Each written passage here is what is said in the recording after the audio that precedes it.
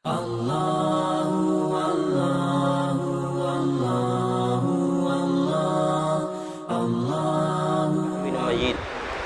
syrah li sadri wa yassir li amri wahlul 'uqdatam min lisani yafqahu qawli.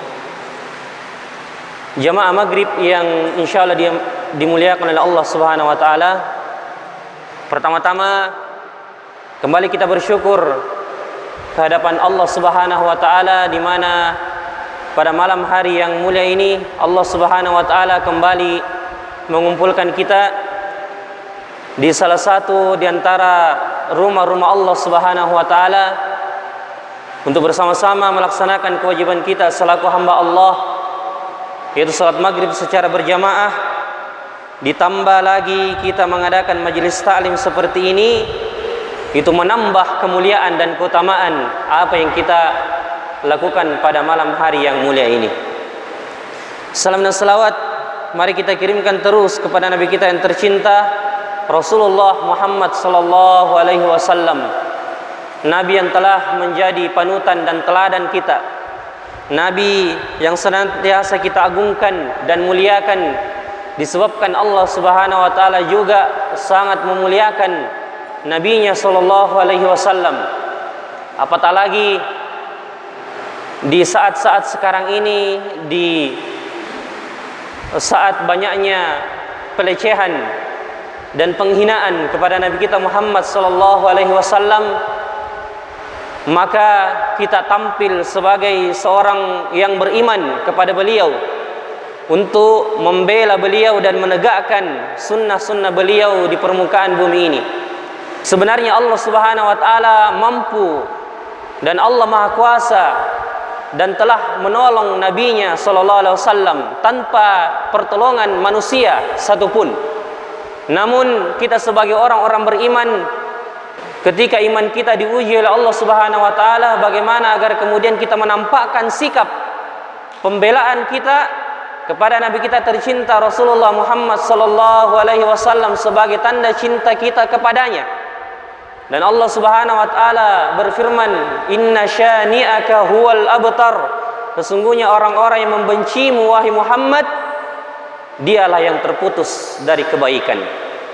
Ya, terbukti kita saksikan di saat-saat sekarang ini ketika pihak yang tidak bertanggung jawab melecehkan Nabi kita Muhammad sallallahu alaihi wasallam dengan memunculkan karikatur dan gambar beliau dan menghina beliau lewat karikatur tersebut, maka kita melihat seluruh dunia mengangkat suara untuk membela Nabi kita Muhammad sallallahu alaihi wasallam.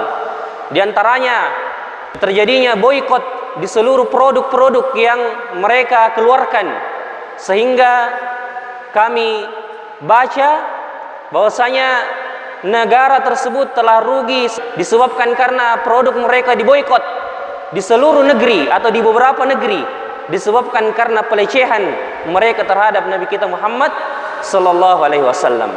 Inilah bukti bahwasanya Allah Subhanahu wa taala membela nabinya meskipun beliau sallallahu alaihi wasallam telah meninggal dunia. Namun Allah Subhanahu wa taala memperlihatkan tanda-tanda kekuasaannya bahwasanya siapa saja yang berani melecehkan Nabi kita Muhammad sallallahu alaihi wasallam, dialah terputus dari segala kebaikan.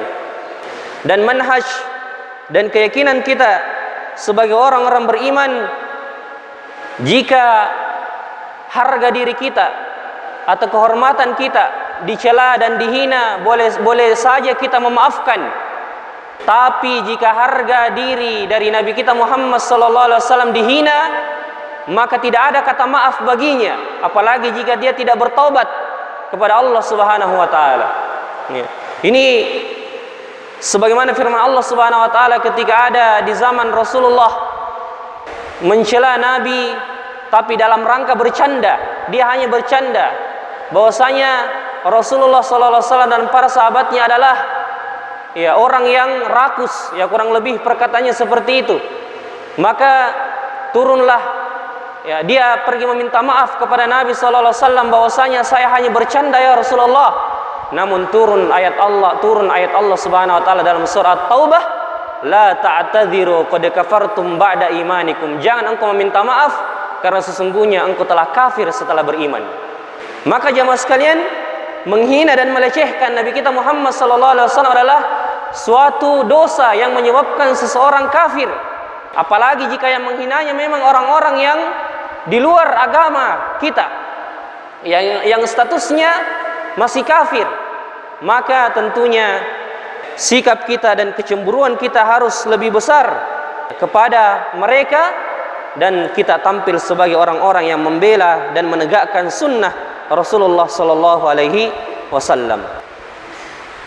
Ya, maka tentunya ini menjadi sebuah pelajaran bagi kita bahwasanya di antara tanda cinta kita kepada Nabi sallallahu alaihi wasallam bukan saja kita mengatakan bahwasanya saya mencintai beliau sallallahu alaihi wasallam, tapi kita tampakkan bahwasanya kita adalah orang-orang yang menghidupkan sunnah beliau di dalam kehidupan sehari-hari.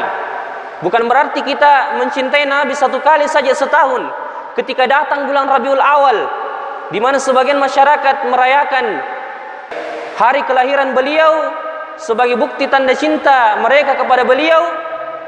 Maka kita sebagai orang yang paham akan sunnah ini justru mengatakan bahwasanya tanda cinta kepada Nabi SAW bukan saja sekali setahun, tapi sepanjang hidup kita. Ya, selama nyawa ini masih ada di dalam diri kita, hendaknya kita selalu berusaha menegakkan sunnah dan mengamalkan sunnah-sunnah Rasulullah SAW. Jamaah maghrib rahimakumullah. Kita melanjutkan kembali pembahasan tafsir dan tadabbur kita dalam surah-surah pendek di dalam juz Ammah, di mana kita telah sampai pada surah yang mulia, ya, surah yang menggambarkan tentang gambaran hari kiamat, gambaran yang sangat dahsyat dan mengerikan di hari kiamat, yaitu surah Al-Zalzalah. Dari namanya saja menunjukkan bahwasanya isi surah ini dahsyat dan mengerikan, disebabkan karena menggambarkan bagaimana keadaan manusia dan keadaan bumi dan apa yang ada di dalamnya ketika terjadi hari kiamat, hari berakhirnya masa di dunia ini dan berpindahnya manusia dari alam dunia menuju alam akhirat. Maka surah yang mulia ini menggambarkan tentang bagaimana kondisi hari kiamat.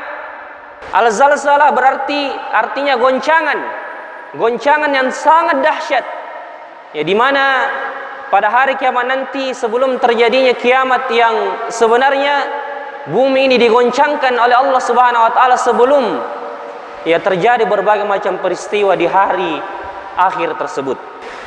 Sebelum kita bahas tafsirnya, kita menyebutkan dulu keutamaan dari surah ini.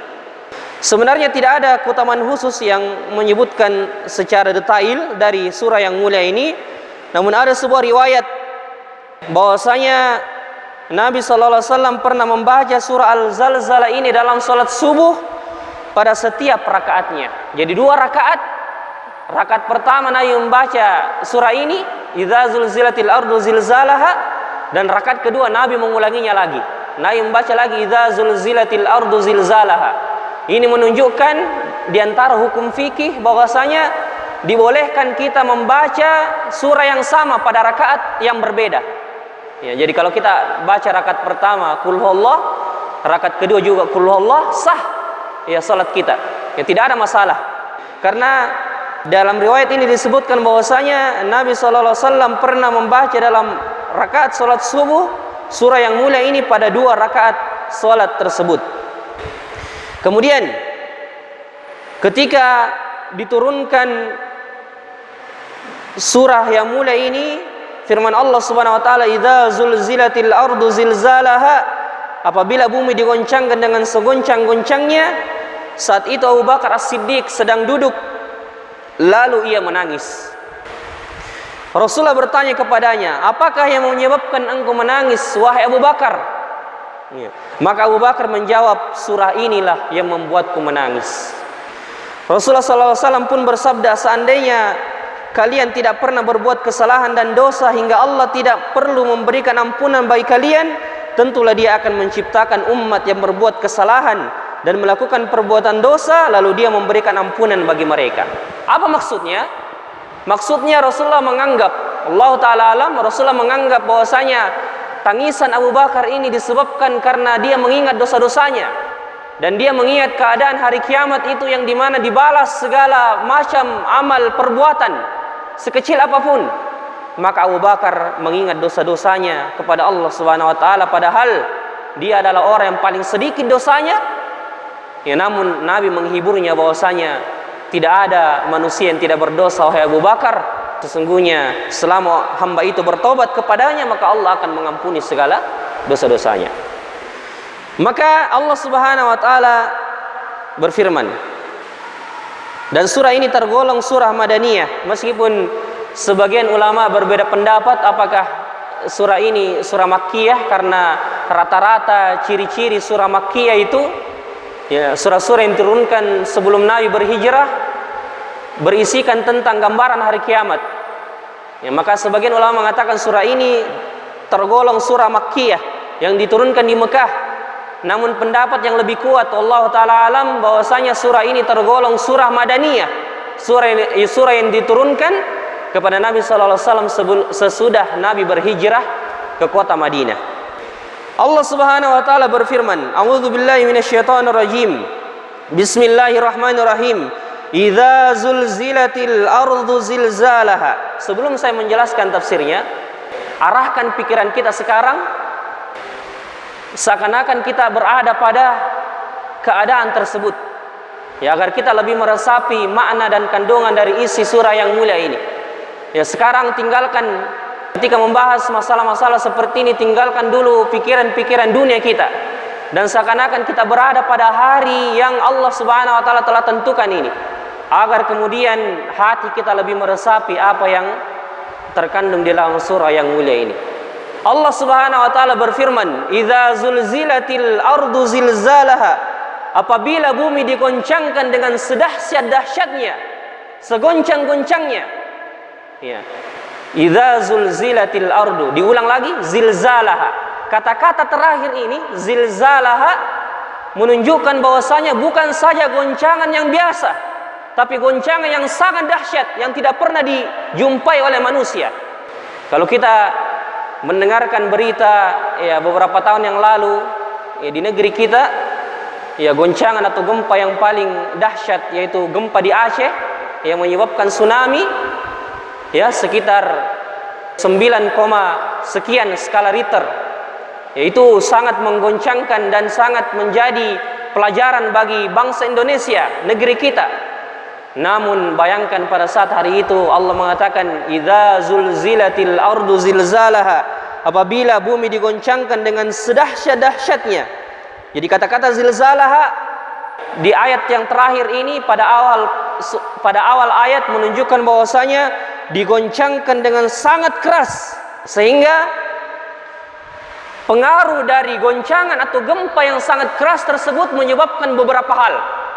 Ya, di ayat yang lain Allah mengatakan ya di surah Al-Hajj, ya ayyuhan nasu taqu rabbakum. Ya, wahai sekalian manusia, takutlah kalian kepada Tuhan kalian. Inna zalzalatas saati syai'un azim. Sesungguhnya goncangan hari kiamat adalah sesuatu yang sangat besar. Allah mengatakan syai'un azim. Sesungguhnya goncangan pada saat itu adalah goncangan dan kejadian yang sangat besar. Sehingga menyebabkan apa? Yauma tarawnaha tadhhalu kullu murdi'atin amma arda'at. Pada hari itu kalian akan melihat semua perempuan yang menyusui meninggalkan semua anak-anak yang disusuinya. Subhanallah. Ketika kita melihat bagaimana orang ibu-ibu itu mana mungkin meninggalkan anak-anaknya yang masih bayi, apalagi masih menyusui, masih menetek. Tidak ada ibu yang rela meninggalkan anaknya pada saat masih menyusui, masih lucu-lucunya. Ya, apalagi rasa kasih sayang yang Allah masukkan di dalam hati seorang ibu membuat dia tidak mau kalau anaknya terluka sedikit pun. Ya, tapi pada hari itu saking dahsyatnya goncangan tersebut, Allah mengatakan, "Yauma tarawnaha tadhhalu kullu murdi'atin amma arda'at." Pada hari itu engkau akan melihat semua perempuan akan membuang bayi-bayi yang disusuinya, karena mereka sangat kaget ya, dan merasakan kedahsyatan goncangan dan gempa tersebut. Ya, sampai-sampai anaknya dibiarkan saja dan tidak diperdulikan, anaknya menangis dan merengek dan dia buang saja begitu saja. Ya, karena akibat goncangan yang sangat dahsyat tersebut. Kemudian Allah mengatakan, wa tadau kullu dzati hamlin hamlaha, sampai perempuan yang hamil akan keguguran disebabkan karena goncangan tersebut. Ya, wa tadau kullu dzati hamlin hamlaha wa taran nasa sukara wa ma hum bisukara, dan engkau akan melihat manusia dalam keadaan mabuk padahal sebenarnya mereka tidak mabuk, disebabkan karena keadaan mereka yang tidak tahu lagi mau kemana, tidak tahu lagi. Kita saja melihat bagaimana kalau ada terjadi musibah, kebakaran misalnya, atau banjir, atau tsunami, semua manusia panik. Tapi kepanikan manusia pada saat itu tidak ada lagi yang bisa menyebutkan, ya, saking paniknya. Ya, sehingga Allah mengatakan wa taron nasa sukara, engkau akan melihat manusia seperti dalam keadaan mabuk padahal mereka tidak mabuk. Wa ma hum bisukara walakinna adzaballahi syadid, akan tetapi azab Allah itu sangatlah pedih. Sehingga goncangan tersebut, ini yang pertama, pengaruh yang pertama dari goncangan yang sangat dahsyat tersebut. Yang kedua, pengaruh dari goncangan ini, Allah mengatakan wa taral ardha hamidatan wa taral jibala tahsabuha jamidatan wa hiya tamurru marras sahab. Kalian melihat gunung yang sangat kokoh yang tidak pernah bergoyang, pada saat itu berjalan seperti awan, bergeser dari tempatnya. Kemudian, ya, di dalam ayat yang lain Allah mengatakan wa huminatil ardu wal jibalu fadukkata dakkatan wahida. Pada saat itu bumi dan gunung digoncangkan sekali goncangan, fayauma idzin waqa'atil waqi'ah. Pada saat itu terjadilah hari kiamat yang sebenar-benarnya. Subhanallah. Dalam ayat yang lain Allah mengatakan wa bussatil jibalu bassan fakanat haba'an mumbatha, dan gunung-gunung dia hancur-hancurkan sehancur-hancurnya, maka jadilah ia debu seperti debu yang berterbangan. Jadi gunung itu, ya, beberapa ayat menceritakan di dalam Al-Quran, pertama digoncangkan dulu. Ya, setelah digoncangkan, diangkat dari tempatnya, kemudian dibenturkan antara satu gunung dengan gunung yang lain. Barulah setelah itu, setelah dibenturkan gunung dengan gunung, jadilah dia debu yang berterbangan, kemudian dibawa seperti angin, seperti kapas yang terbang dengan ringannya seperti itu. Ya, subhanallah. Pemandangan yang sangat mengerikan.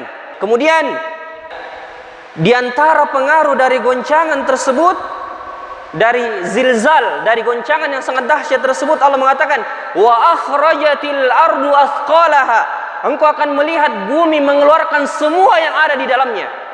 Subhanallah. Jadi bumi ini di dalamnya sudah banyak sekali bebannya.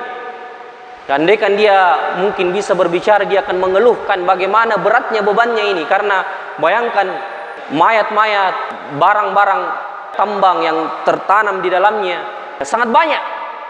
Makanya para ulama tafsir menafsirkan apa maksud dari bumi yang mengeluarkan beban yang seberat-beratnya. Pendapat yang pertama, bahwasanya beban yang berat tersebut adalah mayat-mayat dan telah dikubur dari zaman Nabi Adam sampai hari terakhir tersebut. Saking banyaknya mayat yang dikubur, ya, kemudian menjadikan bumi itu terasa berat dan mengeluarkan semua mayat-mayat tersebut di hari kiamat. Pendapat yang kedua mengatakan bahwasanya maksud dari beban yang berat yang dikeluarkan oleh bumi adalah benda-benda berharga seperti emas, perak, ya, dan benda-benda yang lainnya yang diperebutkan manusia di zaman sekarang. Namun pada hari itu karena keadaan yang sangat mengerikan, manusia tidak peduli lagi dan tidak ada lagi yang memikirkan masalah harta. Ketika mereka melihat semua isi bumi dikeluarkan dari dalam bumi ini, tidak ada lagi yang peduli, tidak ada lagi yang mau mengambil satupun dari emas yang keluar dari bumi tersebut, disebabkan karena keadaan yang, ya, sangat mengerikan. Ya, jemaah yang dimuliakan oleh Allah. Sehingga semua itu menyebabkan manusia mengatakan wa qala al-insanu malaha, dan manusia bertanya, apa yang terjadi dengan bumi ini? Saking dahsyatnya mereka tidak tahu lagi mau kemana, dan saking paniknya mereka kemudian mengatakan malaha, apa yang terjadi dengan bumi pada hari ini? Maka sebagian ulama tafsir berbeda pendapat siapa yang dimaksud dengan al-insan, manusia dalam ayat ini. Ada yang mengatakan bahwasanya manusia dalam ayat ini maksudnya orang-orang kafir, karena mereka tidak mempercayai adanya hari kiamat atau adanya hari kebangkitan. Sebagaimana firman Allah Subhanahu wa taala dalam surah Yasin, Allah mengatakan qalu ya wailana man ba'atsana min marqadina. Mereka orang-orang kafir berkata, aduhai celakalah kami, siapakah yang membangkitkan kami dari tempat tidur kami, maksudnya kubur kami. Maka orang-orang beriman mengatakan, hadza ma wa'adar rahmanu wa shadaqal mursalun. Inilah yang dijanjikan Allah yang Maha Pengasih, dan benarlah apa yang dikatakan oleh para rasul tersebut. Maka manusia dalam ayat ini, sebagian ulama mengatakan manusia yang kafir karena tidak mempercayai adanya hari kiamat. Tapi pendapat yang lebih kuat mengatakan manusia dalam ayat ini mencakup orang-orang beriman juga, mencakup orang-orang beriman dan orang-orang kafir, disebabkan karena goncangan yang sangat dahsyat tersebut mengakibatkan mereka saling bertanya-tanya apa yang terjadi dengan bumi pada hari ini. Karena pada hari tersebut semua yang tidak pernah terjadi semuanya diperlihatkan oleh Allah Subhanahu wa taala. Dan semua tanda-tanda kebesaran Allah di permukaan bumi ini tidak difungsikan lagi dan dihancurkan dengan sehancur-hancurnya. Pertama, Allah mengatakan idza syamsu kuwirat, ya, ketika matahari digulung. Ya, bayangkan kalau matahari yang sangat panas itu, yang berjuta-juta kilometer dari bumi, digulung oleh Allah pada hari kiamat. Langit yang kita lihat tanpa tiang ini berdiri tanpa tiang, ya, yang dengan kekuasaan Allah Subhanahu wa taala menciptakannya dengan sangat luar biasa. Allah mengatakan yauma takunus sama'u kalmuhl, pada hari ketika langit itu seperti cairan tembaga yang meleleh. Di ayat yang lain Allah mengatakan yauma qatayyi sijili lil kutub, pada hari ketika langit ini digulung seperti kertas ya oleh Allah Subhanahu wa taala. Di ayat yang lain Allah mengatakan idzas samaun fatarat, idzas samaun syaqqat, ketika langit ini terbelah dan dibelah oleh Allah Subhanahu wa taala. Subhanallah, kita bisa bayangkan semua keadaan ini jamaah rahimakumullah. Ya, begitu dahsyatnya kejadian pada hari itu. Wa idzal wuhushu husyirat, ketika binatang-binatang melata yang tadinya kita lihat semuanya bersembunyi di dalam hutan, semua keluar pada saat itu ke permukaan bumi dan berlari bersama manusia. Ya, begitupun bayi-bayi perempuan. Wa idzal mau'udatu su'ilat bi ayyi dzambin kutilat, pada hari itu bayi-bayi perempuan ditanya karena dosa apakah mereka dibunuh. Ya, subhanallah.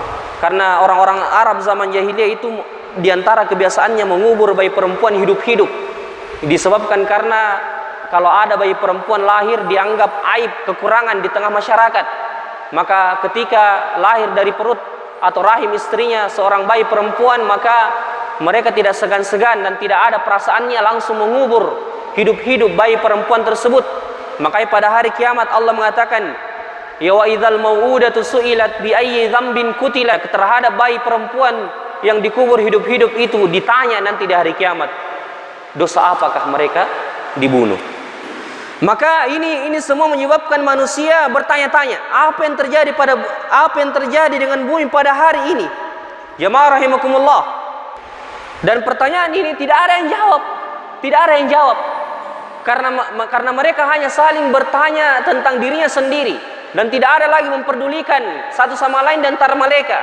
Allah mengatakan yauma yafirrul mar'u min akhi, pada hari ketika manusia lari dari saudaranya, bahkan bukan saya saudaranya, wa ummihi wa abi, dari ibu dan bapaknya yang merupakan bagian dari darah dagingnya.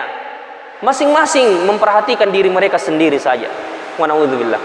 Wa sahibatihi wa bari, dengan istri dan anak-anaknya, tidak ada lagi memperdulikan nafsi-nafsi. Masing-masing diri mereka sendiri yang mereka selamatkan. Makanya ketika Aisyah bertanya kepada Nabi sallallahu alaihi wasallam, ketika Nabi mengatakan manusia dibangkitkan pada hari kiamat nanti dalam keadaan telanjang, tidak disunat dan tidak beralas kaki, tidak memakai sandal. Maka Aisyah bertanya, ya Rasulullah, kalau orang dibangkitkan dalam keadaan seperti itu, telanjang, tidak disunat dan tidak dipakaikan sandal, maka tentu manusia akan melihat aurat satu sama lain.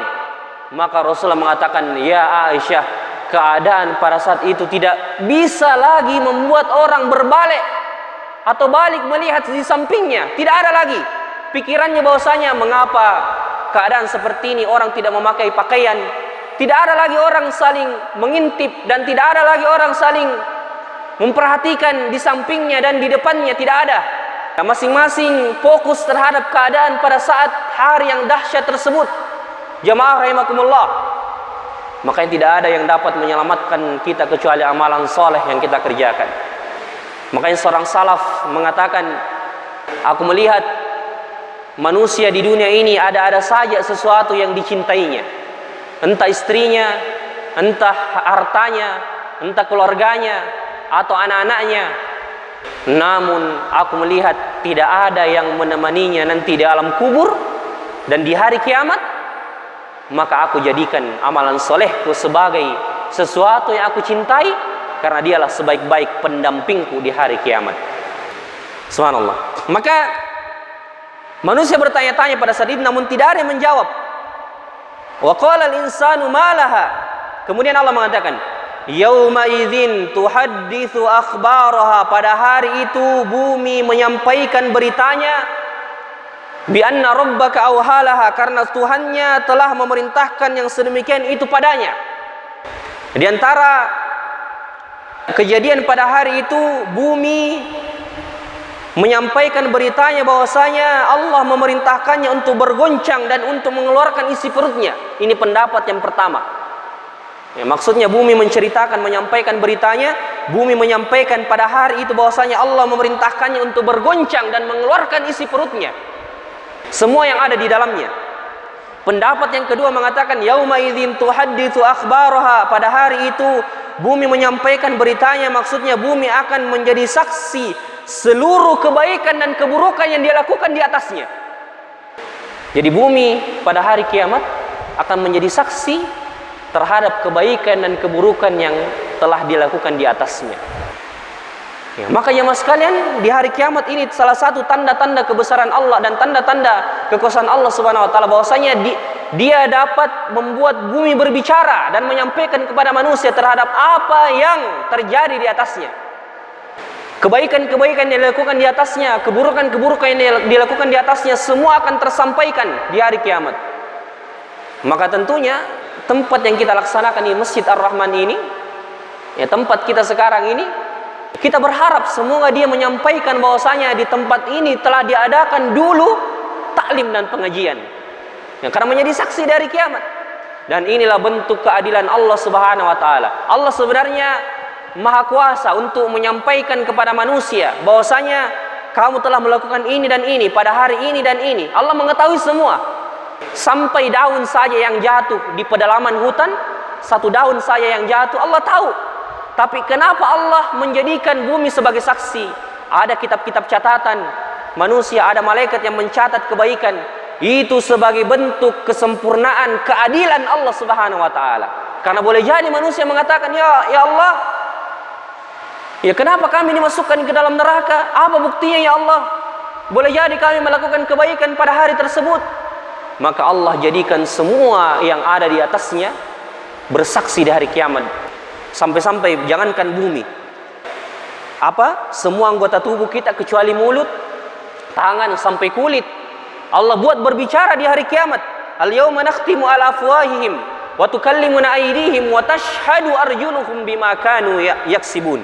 Pada hari itu kami tutup mulut mereka, tangan mereka akan berkata kepada kami, kepada Allah, dan kaki mereka akan memberikan kesaksian terhadap apa yang dulu mereka kerjakan. Bahkan kulit-kulit mereka dibuat berbicara oleh Allah. Allah mengatakan, wa qalu li juludihim lima syahidtum alaina. Mereka heran pada saat melihat kulit mereka berbicara. Mereka mengatakan kepada kulit mereka, mengapa kamu menjadi saksi terhadap kami? Kulit mereka menjawab, qalu antaqana Allahu alladzi antaqa kulla syai'. Yang menjadikan kami dapat berbicara adalah Allah, yang juga menjadikan segala sesuatu dapat berbicara. Jadi di antara kesempurnaan Allah Subhanahu wa taala dan keadilan Allah Subhanahu wa taala, bukan saja Allah menjadikan malaikat sebagai saksi atas perbuatan baik dan perbuatan buruk manusia di permukaan bumi, tapi semua benda-benda mati, Semua benda-benda mati pun dijadikan bersaksi di hadapan Allah. Sampai-sampai di antara bentuk keadilan Allah di hari kiamat, Allah mengatakan liyas'alas shadiqina an sidqihim. Ya, orang-orang yang jujur itu akan ditanya, para nabi akan ditanya, apakah engkau telah menyampaikan risalah agamaku kepada manusia? Padahal tidak mungkin. Allah sudah tahu bahwasanya nabi pasti menyampaikan tugasnya kepada manusia. Tidak ada sedikit pun kebaikan yang disampaikan oleh nabi kecuali semua manusia sudah mengetahuinya. Semua sudah tersampaikan, tidak ada lagi yang nabi sembunyikan. Tapi pada hari itu, di antara bentuk keadilan Allah, Allah tetap bertanya kepada nabi, termasuk nabi kita Muhammad sallallahu alaihi wasallam. Falanas'alanna alladzina ursila ilaihim walanas'alannal mursalin. Kami akan bertanya kepada orang yang diutus kepadanya dan orang yang berada di zaman tersebut. Ya, ditanya nabi, apakah engkau telah menyampaikan dakwah ini? Maka nabi menyampaikan, saya telah menyampaikannya ya Allah. Maka mana buktinya, mana saksinya? Padahal ini Allah sudah tahu. Allah sudah tahu bahwasanya nabi telah menyampaikan risalah kenabian ini, dakwah ini. Tapi sebagai bentuk keadilan Allah supaya tidak ada lagi protes dari orang-orang kafir tersebut, Allah sampai menanyakan hal ini kembali kepada nabi. Apakah engkau telah menyampaikannya? Dan mana saksinya? Didatangkanlah saksi-saksi dari kalangan nabi dan rasul. Nabi Nuh bersaksi bahwasanya Rasulullah telah menyampaikan kebaikan. Ya, nabi-nabi yang lain bersaksi bahwasanya Rasulullah telah menyampaikan kebaikan ini kepada manusia. Sampai-sampai nabi ditanya, jamaah sekalian. Ya, itu bentuk keadilan Allah. Kita kembali, yauma idzin tuhadditsu akhbaraha. Pada hari itu manusia, ya, kesaksian bumi terhadap apa yang terjadi di atasnya. Maka di sini Ustaz kita menyebutkan bahwasanya ya, dia bumi akan menyampaikan bahwasanya si A pernah berzina di atasnya, si B telah mencuri di atasnya, si C telah berbuat durhaka kepada kedua orang tuanya di atasnya, atau sebaliknya ia akan menyampaikan bahwa si A telah sholat di atasnya dan bersedekah di atasnya. Makanya ayat ini dijadikan dalil oleh para ulama bahwasanya disunnahkannya kita untuk sholat sunnah berpindah-pindah tempat, ya, agar kemudian tempat-tempat kita sholat itu akan bersaksi nanti di hari kiamat bahwasanya si A telah pernah melaksanakan sholat sunnah di atasku ini. Nah, jadi kalau kita sholat sunnah misalnya 4 rakaat, ketika 2 rakaat berikutnya kita bergeser sedikit, ya, agar kemudian semakin banyak tempat yang menjadi saksi di hari kiamat bahwasanya dia telah menjadikan saya tempat untuk beribadah di atasnya. Jamaah rahimakumullah. Jadi seperti itu. Jadi semua akan menjadi saksi di atasnya. Makanya Nabi kita Muhammad sallallahu alaihi wasallam, makanya di antara sunnah beliau ketika melaksanakan atau merayakan hari raya Idul Fitri atau hari raya Idul Adha, di antara sunnah beliau ketika pulang melewati jalan lain, jangan dilewati jalan yang telah dilalui ketika pergi ke tempat sholat. Jadi berbeda jalan ketika pergi dan berbeda jalan ketika pulang dari tempat sholat Id. Di antara hikmahnya agar kemudian semua tempat-tempat yang dilalui manusia berjalan itu menjadi saksi bahwasanya dia pernah lewat, hamba-hamba yang beriman di atasnya telah dilakukan ketaatan di atas tempat-tempat tersebut. Ya, jamaah rahimakumullah. Ya, jadi yauma idzin tuhadditsu akhbaraha, pada hari itu bumi menyampaikan beritanya. Ya, dan semua apa yang Allah Subhanahu wa taala jadikan bisa bersaksi, Allah jadikan semua saksi bahwasanya manusia telah melakukan kebaikan atau keburukan di atas bumi tersebut. Kemudian Allah mengatakan, yauma idzi yasdurun nasu ashtatan liyurau a'malahum. Sebelumnya Allah mengatakan bi anna rabbaka auhalaha. Bumi itu berbicara atas perintah Allah Subhanahu wa taala. Ya, ini menunjukkan bahwasanya bumi dan langit saja sangat taat kepada perintah Allah Subhanahu wa taala. Dalam ayat yang lain Allah mengatakan idzas sama'un syaqqat wa adzinat li rabbiha wa huqqat. Ketika bumi itu terbelah atau langit itu terbelah, wa adzinat li rabbiha wa huqqat, dan dia sangat taat kepada Tuhannya dan betul-betul dia taat dengan perintah Allah Subhanahu wa taala. Menunjukkan bahwasanya langit dan bumi saja begitu taatnya dengan perintah yang Allah Subhanahu wa taala perintahkan kepadanya, lalu bagaimana lagi dengan kita? Kita manusia yang diberikan akal. Kita bukan benda mati. Kita diberikan pikiran. yang kemudian kita memakai akal pikiran tersebut untuk memikirkan tanda-tanda kebesaran Allah Subhanahu wa taala agar kita beribadah kepada Allah. Kalau bumi dan langit saja begitu taatnya dengan perintah Allah, lalu bagaimana lagi dengan kita? Jamaah rahimakumullah. Lalu Allah mengatakan, yauma idzin yasdurun nasu ashtatan liyurau a'malahum. Pada hari itu manusia keluar dari kuburnya dalam keadaan ashtata. Ashtatan artinya berkelompok-kelompok. Berkelompok-kelompok, diperlihatkan kepada mereka balasan dari semua perbuatannya. Orang-orang beriman akan melihat apa yang telah diperbuatnya di dunia. Begitupun dengan orang-orang kafir akan melihat. Dan inilah saat-saat yang paling menegangkan, jamaah rahimakumullah. Ketika Allah mengatakan liyurau a'malahum, ketika disuruh untuk melihat amalannya. Subhanallah. Ketika orang-orang yang berdosa itu sudah dipersilahkan, silahkan engkau pergi melihat amalanmu, maka proses berjalannya saja, disuruhnya saja untuk pergi melihat amalan balasan tersebut, itu sudah menjadi siksa baginya. Bagaimana lagi jika dia sudah melihat betul-betul siksa tersebut? Jamaah rahimakumullah, wa na'udzubillah min dzalik. Makanya Allah Subhanahu wa taala mengatakan, wa wudhi'al kitab, telah diletakkan kitab catatan tersebut, di mana disinilah penentuan manusia apakah dia akan masuk surga atau masuk neraka Allah Subhanahu wa taala. Nah, pada hari tersebut diletakkanlah kitab dan dilemparkanlah atau diberikanlah semua macam-macam catatan amalan manusia. Jamaah rahimakumullah. Makanya Allah mengatakan, fa amman utiya kitabahu biyaminihi fayaqulu ha umqra'u kitabiyah. Orang-orang beriman ketika diberikan catatannya dari sebelah kanannya, dengan bangganya dia akan mengatakan di hadapan makhluk, inilah kitab catatanku. Lihatlah, inilah Allah Subhanahu wa taala telah menyelamatkan saya dari siksanya dan mempersilahkan saya masuk ke dalam surga. Kita bisa bayangkan jemaah sekalian, ketika ada anak SD misalnya yang ranking 1, diberikan rapornya dan diumumkan dia adalah ranking 1 di kelasnya.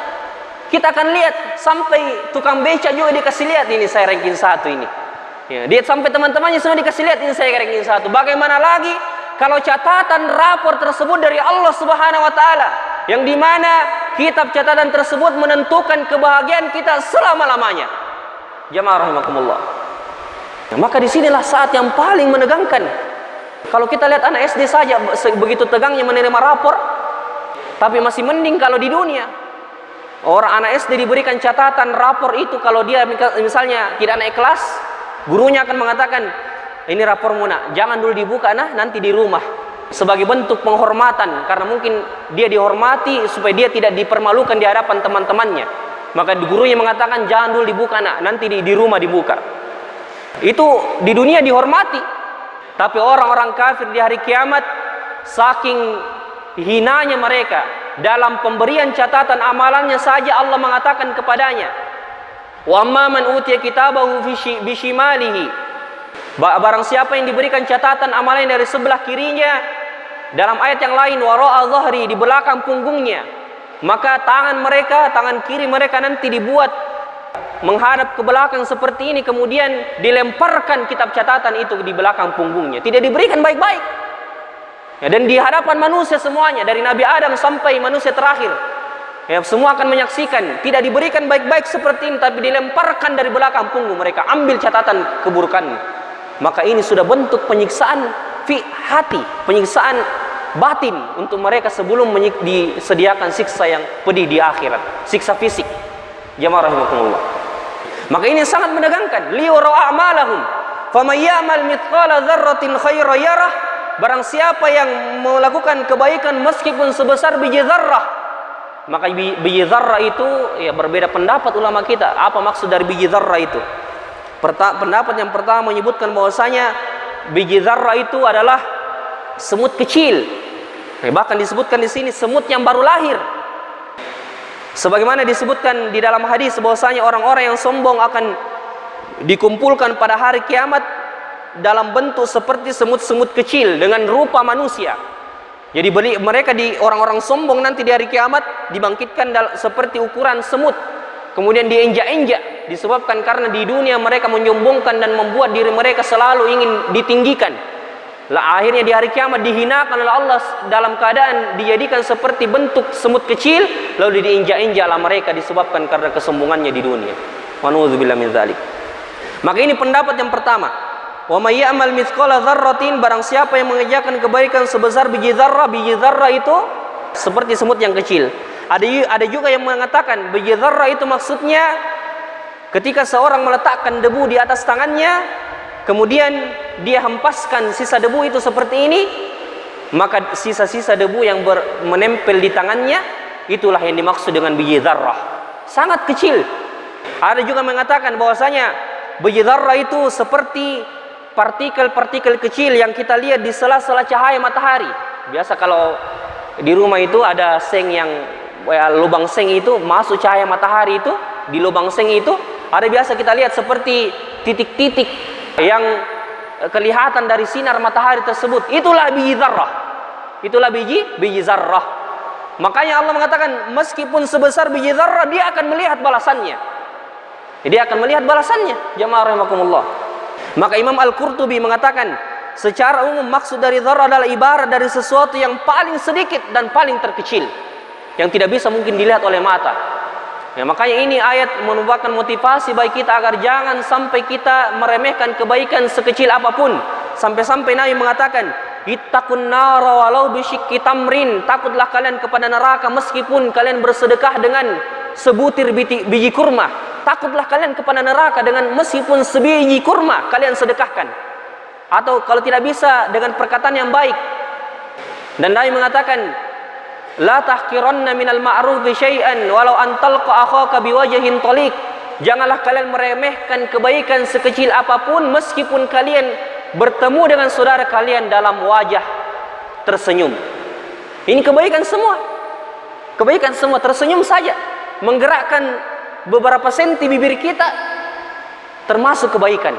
Ya, untuk menghibur saudara kita termasuk kebaikan, dan itu akan dibalas oleh Allah. Senyum dibalas oleh Allah.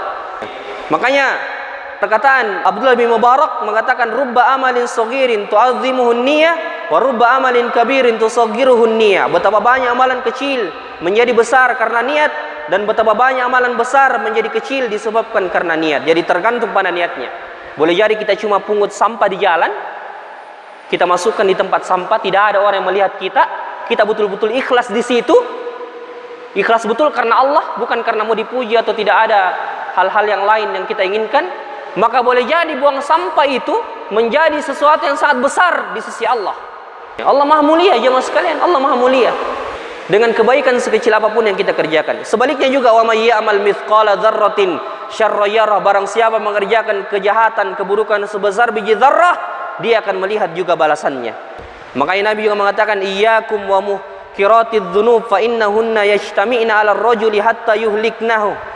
Hati-hatilah kalian terhadap dosa-dosa yang ringan atau dosa-dosa yang kecil, karena sesungguhnya dosa-dosa tersebut berkumpul pada diri seseorang sampai dia dibinasakan dengan dosa tersebut. Wa na'udzubillahi min dzalik.